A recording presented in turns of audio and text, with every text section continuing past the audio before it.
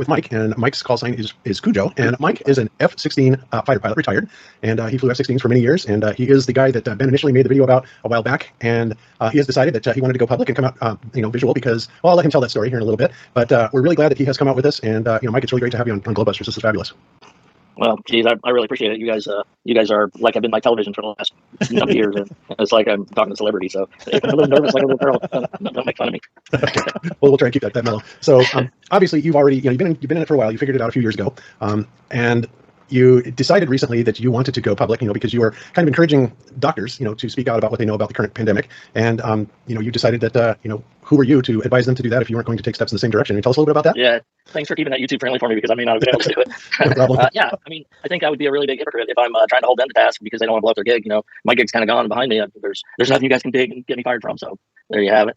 But yeah, it's that's part of what's held me back was that my wife's a professional with the military as well. She's done almost 40 years and is retiring soon. So I wanted to start talking about this because there's just too many lies in the world now. It just seems like everything is deceit, and it gets overwhelming. And one of the biggest things that's been holding me back, I was talking about all the brotherhood and that from my squadron days in the past. One of the main things that you worry about as a fighter pilot is not dying or anything else. It's looking bad in front of your buds, or getting one of them killed because you didn't do something that you were supposed to do, or there's a lot of I don't know, I can't think of the word now, but you understand what I mean. It's you take it very seriously. Yeah, they're like family. Yeah, exactly right. And I don't want any of those guys to look at me and say, "Geez, what happened to Cujo?" But I will tell you that those guys, to the man, were the smartest people I've ever known, and all they have to do is go down the road that I went down, and they're going to be sitting on this side of the screen as well, because it's obvious. But the reason you don't ever look into it when you're in the moment is because you just figure the Earth is just vast. You don't see curvature because it's huge, right? So you don't ever think to question it.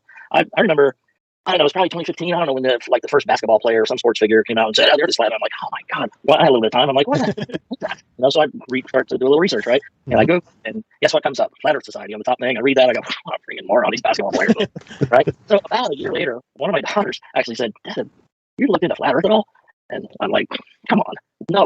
And she's like, "Well, there's some pretty compelling stuff. I think you might be interested." And again, I had some time. So I dug in, started digging into it, and actually found, I'm pretty sure I started with taboo conspiracy stuff and seeing Too Far and those things. And Antarctica, really, that your video about Antarctica's closed or whatever, that was a big one for me too. But the See Too Far, and I never even thought to wonder what the curvature formula is, right? 8 inches per mile squared, that ain't vast, man. The distances that we were working would have made a huge difference in my visual and radar presentations on a day-to-day basis. I know that it would have. And, I just can't hop back 20 years and put it to the test. I wish I knew then what I know now. And at least some of my goals about this is hoping that some young fighter pilot will go, "Oh, I'm going to check out what that old bastard says," and go out and do what I'm going to describe to you guys in a minute to put it to the test. I hope it happens. But, guys aren't going to look at this. They're going to Google it and look at Flat Earth Society. Exactly. And that's exactly it. We've said that so many times to people, that the Flat Earth Society is the first line that the alphabet agencies have put out there to draw people to them. And of course, then they tell them a story that's utterly absurd. And then the reaction is that people say, "This is crazy." They walk away from it. They do exactly what you did. So when they got you to go to the Flat Earth Society and you walked away shaking your head, these people are nuts. They did their job, right? So it's cool that your daughter suggested that to you. And it also tells me that, you think a lot about what your daughter thinks. You obviously have a lot of confidence in your daughter.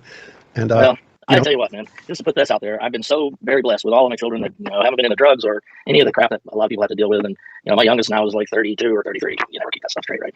But I'm 60, and it's adult kids. You think your kids are fun when they're at a young age, but adult kids are even more fun. I just love it. And we listen to learn. Some of them think I'm maybe a little bit crazy, but most of them are going, maybe true. I don't care. That sort of thing.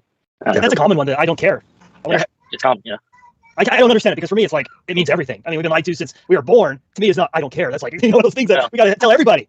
I think there's an element of laziness in that statement, right? I don't care because I'm not going to go digging and looking into that. I'll listen to you and laugh, kind of thing. But, my wife is buying into it, and she's been in places.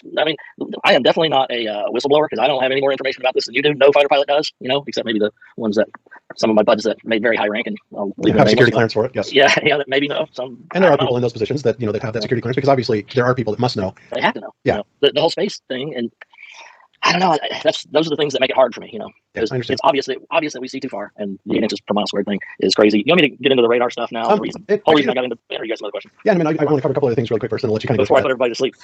No, not at all. There's a lot of there's a lot of areas. I have to say that Mike showed us his me room. Is that what you call it? Your me room? I love me room. Every fighter pilot has one. So that gives me credibility amongst fighter pilots right there. They know I'm not lying. I really am one, because I got a me room. Yeah, and as you can see behind him there, he's got the F-16 things on the wall, and all around him. He showed us earlier all of his medals and awards and training and squadron information and aircraft. Everything. Wow, what a career you've had. It's absolutely amazing. Would you like to cover some of that? Would you mind covering some of your education and training? Yeah.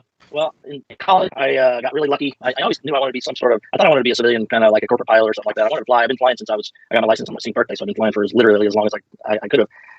I was blessed with that at a young age, but ROTC in college, there's a 2-year program and a 4-year program. I had longer hair back then. I almost said back in the day, but I didn't say it. That would be, I'm watching you.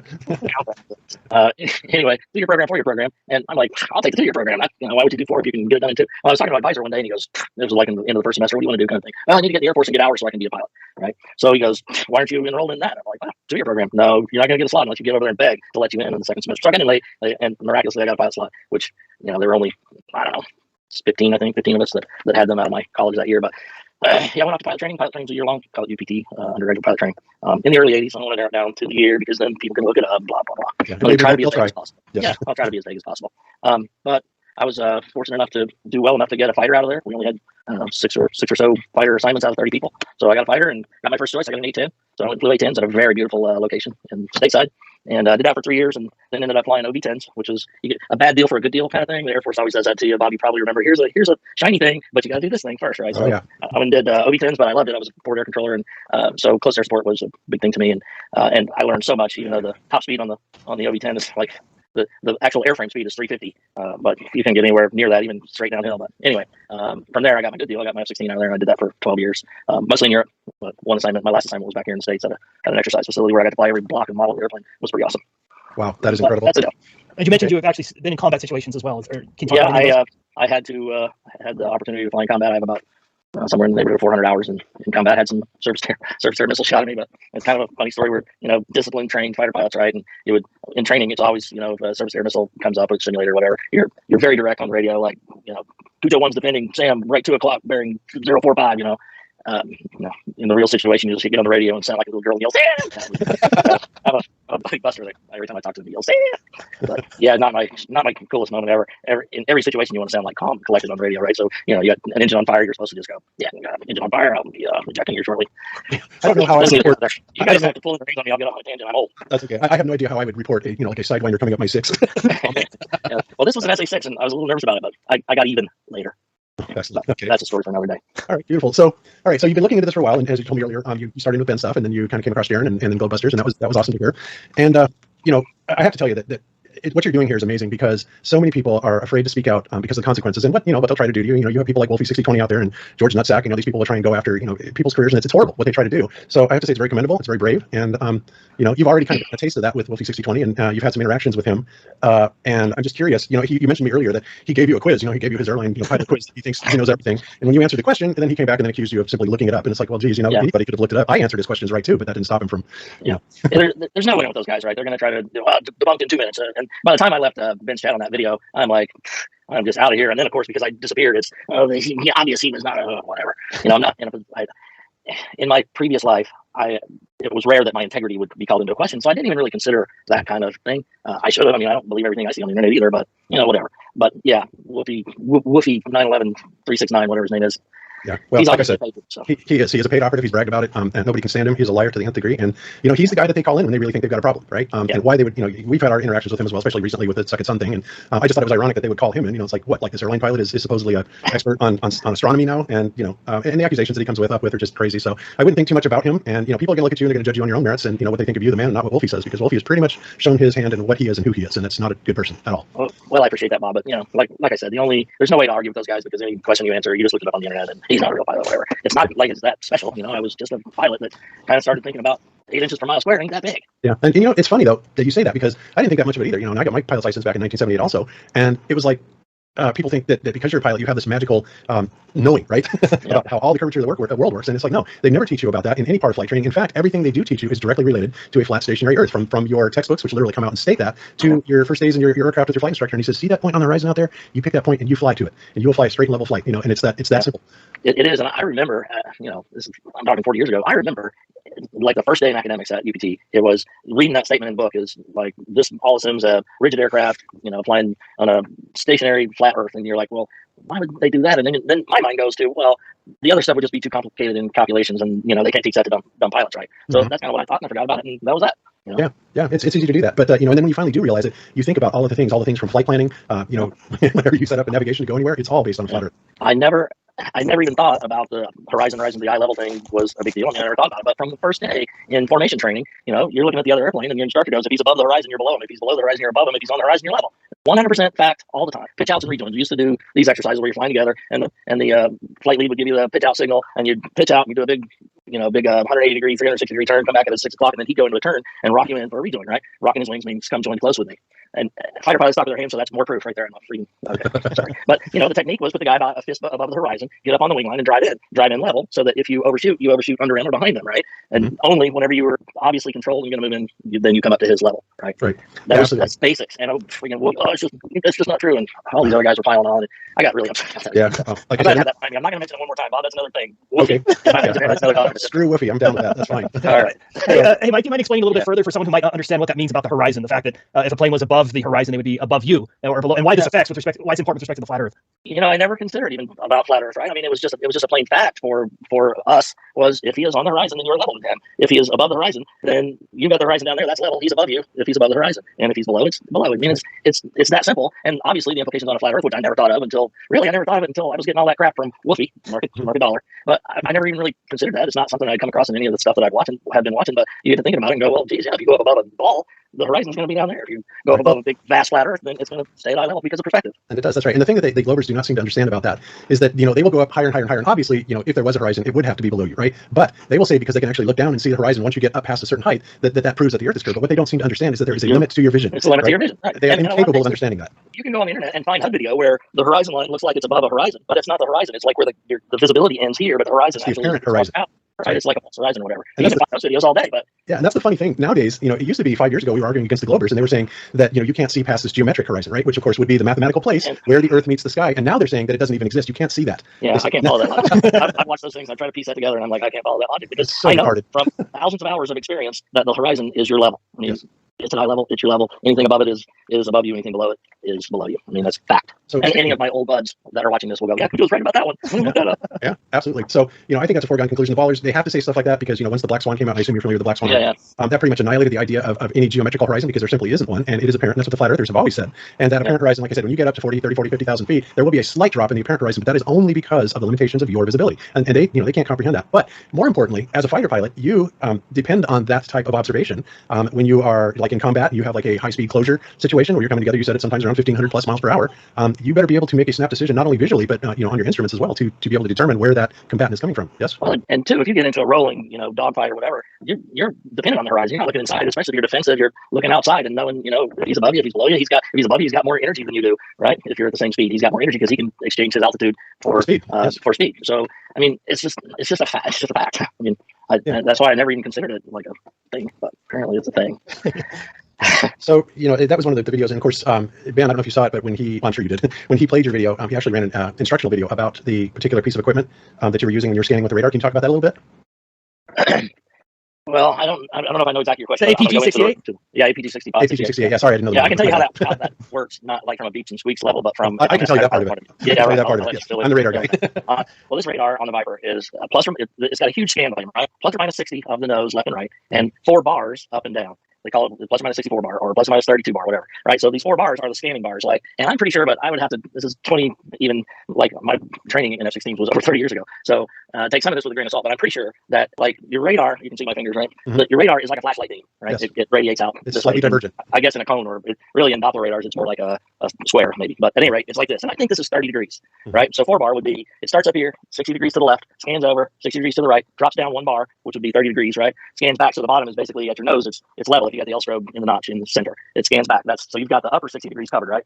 Twice at 30 degrees. Then it drops down another 30, scans back all the way back over to right 60. Then it drops down again, scans back to drop that other 60 degrees. So I'm pretty sure it's 120 degrees this way and 120 degrees this way. This way, I'm not positive about, but I'm almost positive. Okay, so that's a huge search volume, right? That's if you go the rate, and there's ranges that you set in the radar. You can set it at 10, you can set it at 20, you can set it at 40, you can set it at 80. It even goes out farther than that. I think 120, but it may have been 160. I don't recall exactly, right? But we typically ran it out at 40 miles because being careful what I say, a fighter size target is probably not going to show up beyond the 40-mile range. Okay, just suffice it to say that. So we pretty much ran, if you're just fully scanning, not really going to fight, you're running plus or minus 64 bar, both you and your wingman and the other elements you got for ship, right? Everybody's running that, just keeping it wide open. When you're going into a fight though, you're like training fights. I never was in an air-to-air engagement in combat. They never came out to fight us. I did kill some MiGs on the ground in a place I dropped bombs out. Anyway, that's beside the point as well. I'll go off on tangents, man. You got to reel me in. That's okay. Hey, we let you in it. You just, we'll reel you in if you get too far out. No problem. Okay. So typically, our engagements, you would have your adversary, we call them red air, and we're blue air. We're the good guys, they're the bad guys. They would split off, and they would go to a point at least 40 miles away downrange from you. And this is all in protected airspace, right? You would have blocks, altitude blocks. For blue air is 0s to 4s, red air is 5 to 9s, right? That means like from 10,000 to 14,000 feet is my airspace. It skips 1,000 feet and goes 5 to 9. So the red air is in 5 to 9, 15 to 19. And then it would skip another 1,000 feet. I've got a block up at 20 to 24, and so on. I got a block at 30 to 34 if I've got the airspace up there. Okay, does that make sense? Absolutely. So sorted out so that when we come at each other at 12 to 1,500 miles an hour, then until you have complete SA on where everybody is, you don't leave your block. You stay in your block until if you go into a bad guy block, you got to know where everybody is, right? Mm-hmm. So whether you're fighting 2v2 or 2v4 or 4v4 or whatever, kind of need to keep track of where everybody is, and that's the hard part. Air is hard for a simple-minded guy like me. I knew some really smart guys that could just four-dimensionally fight a battle. They were awesome. I wasn't that awesome. I was great air to ground, but air to air, I was okay. I could hold my own, but it was the hardest thing. Anyway, so the radar, you get this 40-mile set, right? Everybody has a search responsibility. I'll just say that we're in a 2v4, okay? 2 of me versus 4 of them, right? Mm-hmm. We're separated by 40 miles. We're going to push, which means we're going to fight on. They come in whatever formation they're going to come in, and we're going to do our tactics to defeat what their formation is. They can come into us at, wide line arrest. They can come out into us in a post hole, high, low stack kind of thing, or lead trail formation. And you got to adjust your tactics to come into the merge out of position of advantage against them so that you can kill them, right? Mm-hmm. If you can't kill them in the face before you get to the merge, which is ideal. And avoid dying by a missile in the face on the way in. And that's a whole nother story. Anyway, so because of this plus or minus 64 bar takes a really long time and we're coming at each other so fast, you want to reduce your scopes coverage down so that it covers it faster so you can find them quicker, right? Does that make sense? Mm-hmm. Simple. Absolutely. So what we would typically do is I got my wingman like rest a mile away from me, right? He's over there, I'm over here. We split the scope down the middle. So I got plus or minus 30 here and I'm searching, say, surface to 20,000 feet. Yeah, that works better. I'm probably going to leave it in 4-bar if it's just a 2-ship. If it's a 4-ship, then we can split it into 2-bar and we can search quadrants of the sky, right? So we divide the sky up into quadrants and move the radar to where it makes sense. Okay, here's where the radar mechanics works. Because I want to search high, right? I'm just doing 2-bar up high. Mm-hmm. So I'm going to search from, say we're at the bottom of our block, 10,000 feet. I'm going to search 10,000 feet and above, and I want my wingman to search 10,000 feet and below, right? So you do this knob on the throttle. It's called the L strobe, elevation, whatever strobe. You can roll the radar search volume up so that there's a number on the cursor, right? The bottom number is the lowest bit. So if I'm searching 10,000 and above, and I'm at 10,000 feet, then the bottom number on the cursor is going to say 10,000. Now it's searching up here, right? Mm-hmm. So I got 10,000 and above. So I don't expect to see anybody out there at 40 miles below 10,000 feet. What is that telling you now? I'm at 10,000 feet. I got the lowest part of my radar looking above 10,000 feet at 40 miles, but because I just ran my cursor out there and I set it there. What happened to the curvature between me and 40 miles? I would really be searching higher than that, right? If I set the cursor, the bottom of my cursor, basically level with the nose of my airplane, can you see what I'm saying? Mm-hmm. I there and I run that all the way out to 40 miles. That the numbers change because the search volume gets bigger, but just the upper number is going to change because I've got this bottom set, right? Right. So the theoretically, because it's 60 degrees higher, so the volume is higher out there. But that bottom number doesn't change. I roll it all the way out to 40 miles. It ought to be ought to be dropping higher. Otherwise, if it didn't, then the problem is going to be that somebody's going to literally slip in under your radar. That's exactly right. Exactly right. That doesn't happen. That doesn't happen. And it would also happen this way, wouldn't it? When I scan out there, when I'm looking 60 degrees right, 10,000 and above, and 60 degrees left, 10,000 and above, I'm losing guys under over there too, right? Because it's curving this way. Mm-hmm. So I would have no coverage below. You know what I'm saying? I do. Yeah. And yeah, absolutely. In other words, what they have completely failed to do in these situations is to set you up to be able to cover the curvature of the Earth because there isn't any, because that would be a gross negligence, really. Yeah, well, I know the radar sneak up from underneath you. That's right. I know it's going to do this, right? Right. And some people will say, well, then how come you just don't turn on your max radar all the time for full range? Well, the problem is that it's way too long to get through the whole scan. Exactly. At the closure rates, then they would be in on us before we found them. That's right, because you have a radar, you have a pulse recurring frequency, a pulse recurring time, and depending on how those are set is what depends what the maximum range of the radar is, okay, and also the resolution. Whether or not it's going to give you data back and the response time as well, because all of that stuff takes time. You said resolution. Here's another word for you to confirm I'm a fighter pilot. Res cell. Guys can hide inside the resolution of your radar at range. They can be basically inside of 1 pixel, right? Mm-hmm. So you got a 2-ship coming in together, and it looks like one guy. And then when it gets close, oh no, I've got 2 there that I was going after with this tactic, and now I'm outnumbered 1v2, right? Yep. So res cell. Anyway, radar mechanics 101. They built it for a flat, stationary Earth. There's no doubt about it. And my goal is for some young fighter pilot to listen to what I just said, go out tomorrow and set the bottom of your L strobe on your altitude, run it out there to 80 miles, and that bottom altitude on your cursor will stay the same out to 80 miles. Whereas it should get bigger, right? Because the Earth is curving away. That's right. Bingo. By a huge rate. That was what I was trying to put in an email to Ben. No wonder it didn't work out. No, I understood it perfectly, but that's because I dealt with radar. So, but no, I understood exactly what you were saying. You're absolutely right, and that point alone just nails it. Because otherwise, they'd be terribly negligent in not designing, having the support for you to be able to cover all areas. Right. And the other thing is, say I got a lock on a guy at 20 miles out there, and he's in the block above me, right? If he's in his block and I'm seeing his altitude on my radar, once I lock somebody, I can see what altitude they're at, what their airspeed is, what their aspect is in relation to me, like if they're pointing at me or going away or whatever. So if I'm looking out there and I see this guy and I've got a TD box, the target designation box comes up in the HUD when I'm locked on, I can pull my nose to him and look out there and try to get my eyeballs on him. So because at 20 miles, you're not seeing the guy yet. You're not going to see him until probably, depending on the conditions, I don't even remember really, but probably 12 miles at the most. You're not seeing a guy out there at 20 miles. But I'll pull a technique is pull the TD box into the guy, look and see where it is. And if you get spiked on the nose because he's shooting a radar missile at you, you can do certain. I have to be careful about what I say. I understand. You can do certain things, and now you know where that guy is and do those things in relation to where you know he is, because you're going to gimbal him off your radar when you start maneuvering. Like he'll get outside of that 60 degrees from you, and you got to kind of know where he was in the sky. So always, right? The guy's above me, and if he's at 20 miles and I got him locked, he's in the block above me, he's going to be above the horizon, and he always was. If he was down in my block, I'd call knocking off because he's in my block, right? Yep, absolutely. There's no way around that. There's absolutely no way around that. There's no way around it. There's just not. And I got to think about that in bed one night when I wasn't sleeping, which I do a lot. I just had to get up and email Ben the next day. I tried to get in touch with you, I think, first, but Ben was the one that responded to me finally. Maybe I tried Weiss first, and Weiss said, I don't want to talk to that guy. I got an interview. Well, we're glad that you got a hold of us regardless. So, I mean, this is awesome. But, and this is something, Mike, the good thing about it is now that you have come forward and, it's very clear that you are a fighter pilot. I mean, Ben and I saw your me room. It's fantastic. I love me room. I love me room. Yes, I love me room. And well, we all know that. I mean, fighter pilots have to have an extremely high opinion of themselves. They have to be incredibly confident. So I get it. I get the psychology. I really do. And, but I'm not really that way. You just have to have that. I know. But, when we're all young men in our 20s and 30s, we're a lot cockier and like that's my wife. Yeah, exactly. So I mean, I totally get that. And watch the movie Top Gun, right? I mean, that's what it's about. These guys are great full movie, totally unrealistic scenes, but great movie. I know. Yeah, well, that's Hollywood for you. Yeah. But yeah, I mean, people are going to see this and they're going to say, you know what? I think it's time for me to stand up and start talking, because what we're seeing going on in the world right now, in so many arenas is it's scary. It just is. My great motivator, Bob, is that I'm just tired of all the lies, man. You cannot look at anything without deception in it. And now your MO, if you look at something on Breitbart or whatever, what are they trying to feed me? It's not just Democrat and Republican; it's everything. What are they trying to push me into? This whole UFO thing. Yeah, that's the next thing that I think, because the elite are fully aware that we're coming, the truthers are coming down on them all around them in every aspect, from 9/11 all the way forward, all of these events that have happened. And so now, obviously, the next thing they have to do is something that cannot necessarily bring blame or suspicion upon them. Yeah, and that's what bring that one world. The world has to come together to fight this common enemy thing, right? And Vernon Ron told that lady that Dr. this is what was going to happen. It's been the plan, man. That's crazy. Then you're smiling. What do you want? No, I'm trying to reel you back in. But one of those, we've talked a lot about a lot of different subjects, but one of those I wanted to cover is Coriolis. I've been doing quite a bit of research on German bombers, and one of the things, they calculated everything: airspeed, directions, very detailed, how, wind speed, elevations, everything had to be very exact in order to drop a bomb without actually seeing the target. But one thing they never considered was Coriolis, and that's something I wanted you to talk about, is how much adjustments did you have to make on your bombing runs for Coriolis? The very first time that I heard about Coriolis was on some Flat Earth video. Like, somebody talking about Coriolis, I'm like, what the hell is that, Coriolis? Now, let me tell you something. I have dropped literally tons of bombs off of an airplane. A-10s, shot thousands of rockets off of OD-10s, shot rockets off of Vipers. So I've dropped a lot of dumb bombs, right? All that stuff goes out the window, right? When you're dropping laser LGBs, laser guided bombs or whatever, if you're guiding them, or missiles, surface air missiles or whatever, air to surface missiles. All that guiding stuff takes this whole argument out of the picture. But I've literally dropped tons and tons of dumb bombs. As a side note, our practice bombs are called BDU-33s. 33. Illuminati confirmed. Yes. Actually, I think they're 33-pound bomb dummy units. Anyway, little blue bombs with a shotgun charge in it. And I did a lot of manual bombing in the A-10. I was flying the A-10 before INS. I even flew some A-10 before they had ILS, instrument landing system, but INS, inertial navigation system.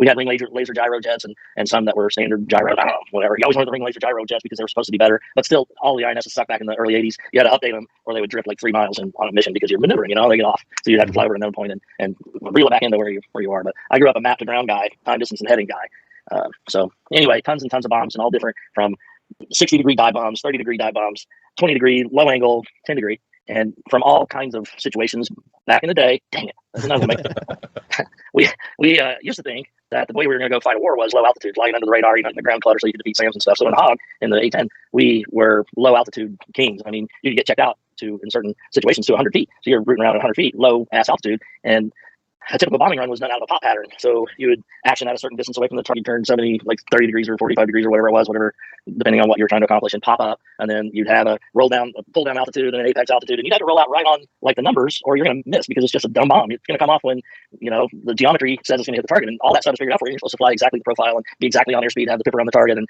we used to have us saying, all you got to do is put the thing on the thing and press the thing. And so basically, Ben, what he's saying is that no Coriolis. There is no Coriolis, and that's why he didn't even know what it was until it came up. Yeah, no Coriolis. Long story short, I'll shut up and quit telling this.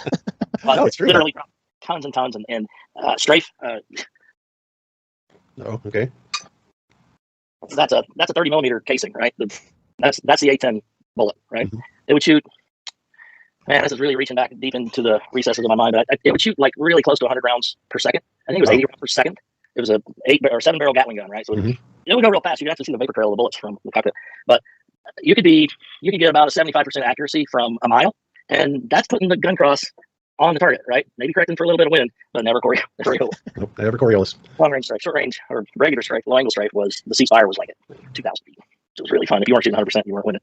Yeah. And you also mentioned that you've flown at high altitudes as well, right? Oh yeah. 60-degree dive bomb. I mean, we have releases up in the mid-teens, 15,000 feet or whatever above the target. So yeah. So what's the highest elevation you've actually flown even in F-16? That you can admit. Well, 50,000 feet is the rule for Air Force pilots without a pressure suit. Wow, that high? 50,000 feet. But I actually got to, I'm pretty sure it was 54 something. It was either 54.6 or 56.4 at one time. And even in pilot training, I had a crazy instructor. He was a Georgia boy. I loved him. He was great. In T-38s, we went up. I don't even know where we were. It had to be cross country or something because we didn't typically have airspace that would go this high. But we got up to like above 50 in the T-38, and he said, "Whatever you do not touch the throttles because if you just move the throttle, you're going to flame one out because of, the air suffering then." But yeah, that high. I remember that the sky started to take on a different kind of thing. I remember purple, but that could have been just the it's kind of like what the sky did or whatever. But it would get really dark. Yeah. And it kind of seemed purplish or whatever. And I always said, "Yeah, you can see the curve," but what I saw was the circle of my vision. Your vision. Exactly. And it's kind of like what we see when we launch a balloon at that high. We see that the sky turn, to a dark. Yeah, it was really cool looking. Man, I tell you, I believe there's some sort of containment. I think firmament. I remember flying out over Turkey, eastern Turkey, going into northern Iraq.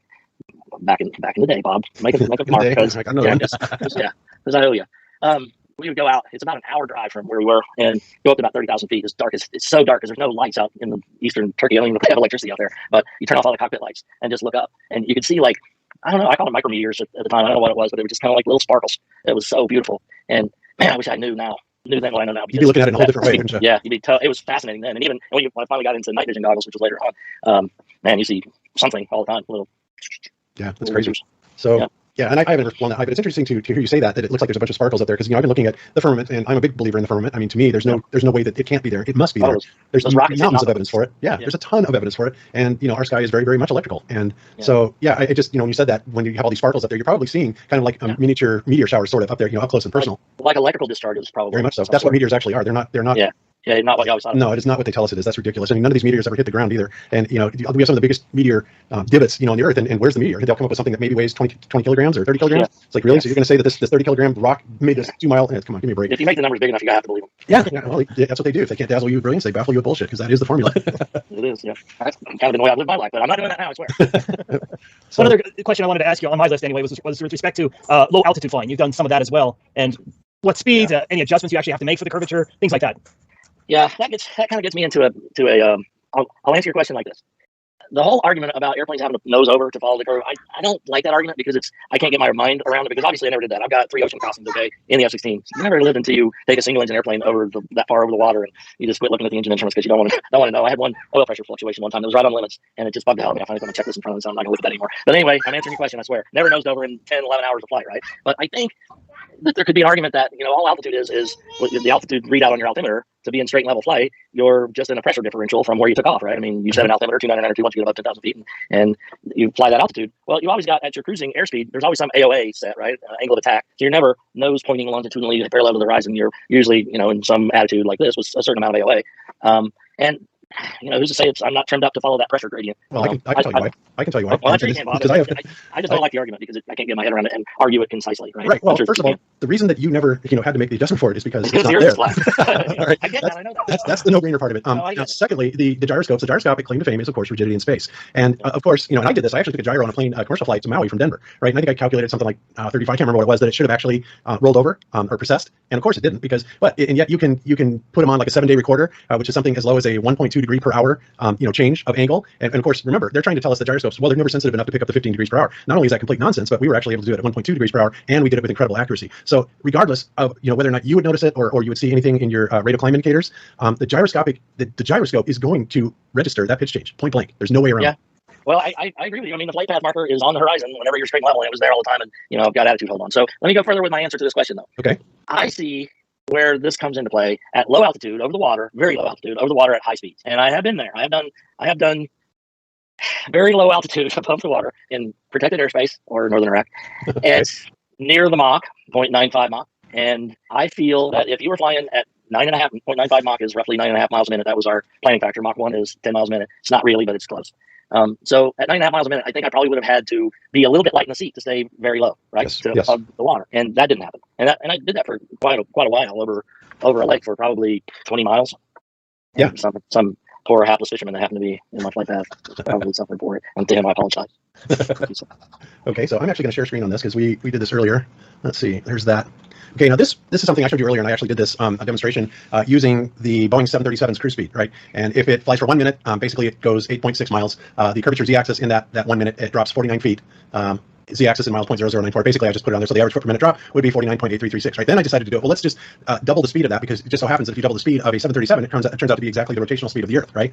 And of course, you can see what happens there. But the big thing is that when you start looking at these things, going over a certain amount of area over so much time, we're looking at an average here. Notice this average foot per minute drop. So if we go 15 miles, we're getting a 747 per foot per minute average drop. And yeah, I'll tell you what, 15 minutes. Yeah. That's insane, right? There's no way that you would never be able to. Now, average would also mean that you would have to have a lot lighter than that. But at some point, as you're going over, right, you're going to be coming, damn near straight down, or it would seem like it. And so this is actually how the math works out on the z-axis. And we know this doesn't happen, but yet the geometry absolutely demands it. So now what they're doing is they are coming out and they're saying, well, then what's happening is the 8 inches per mile squared is not accurate, and the problem with it is because it is being calculated based on a parabola.